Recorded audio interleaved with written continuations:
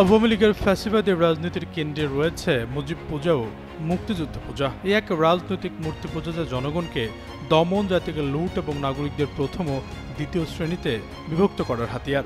এটি ছিল আধুনিক জমিদারের ছদ্মবেশে গণতন্ত্রের অভিনয়। শুক্রবার নিজের ফেসবুক ওয়ালে এসব কথা লেখেন জাতীয় নাগরিক পার্টির প্রধান নেতা নাহিদ ইসলাম। পোস্টে 1971 সালে মহান মুক্তিযুদ্ধে শেখ মুজিবুর রহমানের ত্যাগের প্রতি সম্মানও জানান নাহিদ ইসলাম। নাহিদ লেখেন, স্বাধীনতা অর্জনে শেখ মুজিবুর রহমানের ভূমিকা ও ত্যাগ অস্বীকার করবার নয়, তবে তিনি বাংলাদেশের জাতির পিতা নন। শেখ মুজিবুর রহমানের নেতৃত্বে বাংলাদেশ ভারতের উপনিবেশ রাজ্যে পরিণত হয়েছিল। চাপিয়ে দেওয়া হয়েছিল 1972 সালের জনবিরোধী সংবিধান, আর প্রতিষ্ঠিত করা হয়েছিল লুটপাট, রাজনৈতিক হত্যাকাণ্ড ও একদলীয় বাকশালের স্বৈরশাসনের ভিত্তি। দশকের পর দশক ধরে আওয়ামী লীগ বাংলাদেশকে নিজের পৈতৃক সম্পত্তি মনে করে এসেছে। জবাবদিহি ছাড়াই শাসন করেছে এবং মুজিবের নাম ব্যবহার করে প্রতিটি দুর্নীতি ও দমন নীতিকে বৈধতা দিয়েছে।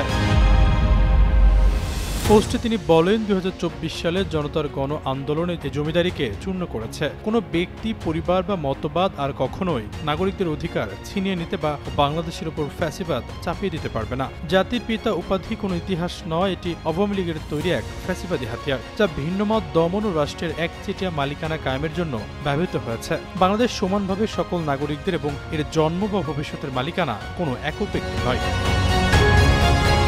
মুজিববাদ একটি জীবন্ত হুমকি উল্লেখ করে নাহিদ লেখেন, এটিকে পরাজিত করতে হলে রাজনৈতিক, আদর্শিক ও সাংস্কৃতিক প্রতিরোধ গড়ে তুলতে হবে। জনগণের সংগ্রাম একটি প্রজাতন্ত্র গড়ে তোলার জন্য, একটি সার্বভৌম, গণতান্ত্রিক, সমঅধিকার ভিত্তিক বাংলাদেশ, যেখানে কোনো দল, বংশ বা নেতা জনগণের ঊর্ধ্বে নয়। বাংলাদেশ কারো ব্যক্তিগত সম্পত্তি নয়, এটি জনগণের প্রজাতন্ত্র।